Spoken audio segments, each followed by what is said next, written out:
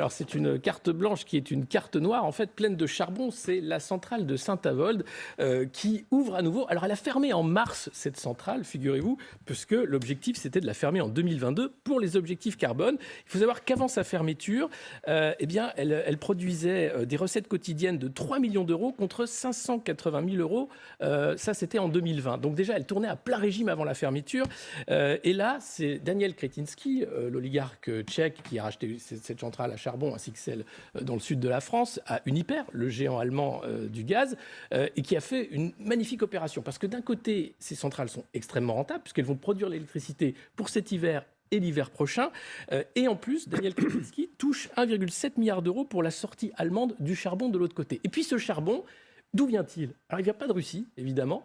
Il vient d'Australie et d'Afrique du Sud. Et il arrive dans le port de Rotterdam pour ensuite arriver dans ces centrales à charbon. Alors là, sur les objectifs climatiques, vous faites ce que vous voulez, hein, c'est complètement dingue. C'est-à-dire que là, on a clairement quelque chose qui n'a plus rien à voir. Alors Agnès Pannier-Runacher sera invitée demain pour parler de couper le Wi-Fi, de fermer les portes des magasins climatisés. La réalité, c'est ça, c'est qu'on crame du charbon, qu'on n'a pas d'autre solution, parce que la moitié du parc nucléaire aujourd'hui est fermé parce qu'il y a des problèmes de corrosion et que derrière, on doit produire de l'électricité coûte que coûte, et le charbon, eh bien ça compte. Donc bravo à Daniel Kretinsky qui a fait un coup de maître en rachetant ces centrales à charbon alors que leur fermeture était prévue.